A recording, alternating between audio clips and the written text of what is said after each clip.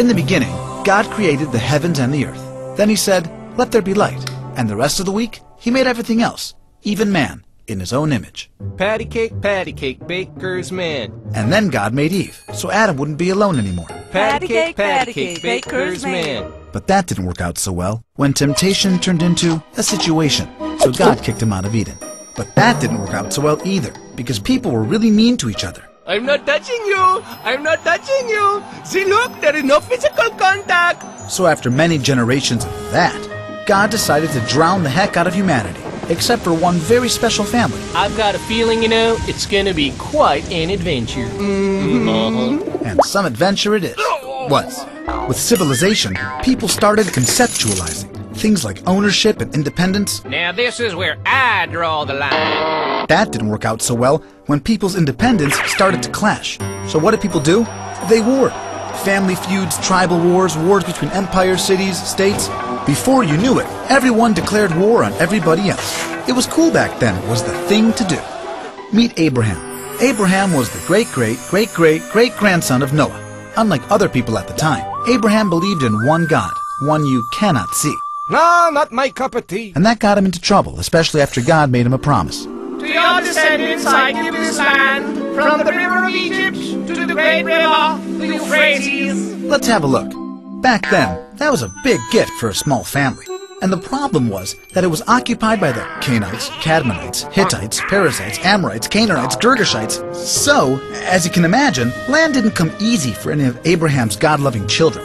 One day, God told Abraham to go to the hills of Moriah to sacrifice his own son, Isaac. But a good angel saved Isaac in the nick of time. Close call. Isaac grew up and had a family.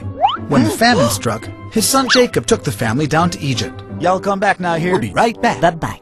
But that idea didn't turn out so well, because at the end of the day, they became slaves. And after 400 years of that, Moses came along.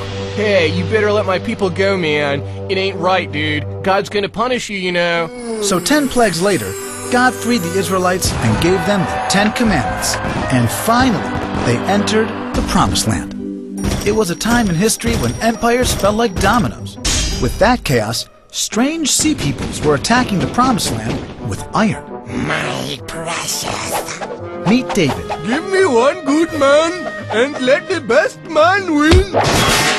You bastard! So David became the king, and the 12 tribes became one, and the first temple was constructed. But then came wars, and 10 tribes went down the drain. Live from Jerusalem, after 18 months of siege, the Babylonians have finally taken over. Yo, man, there's bloodshed on the streets. They're kicking all the Jews out. Hey, they're taking down the temple.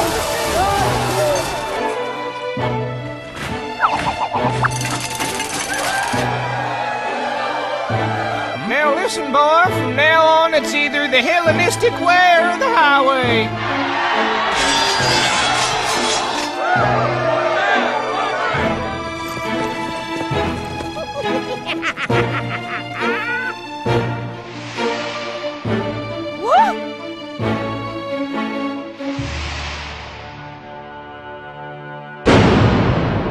No comment. I said no comment, please. Thank you.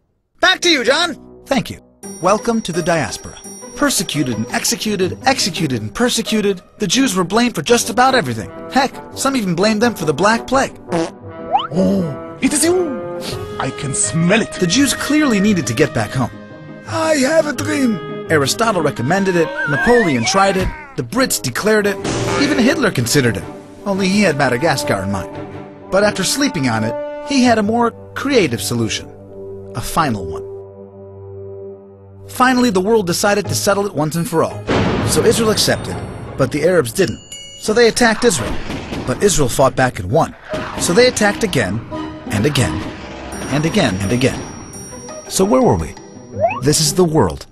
This is the Promised Land. This is Israel.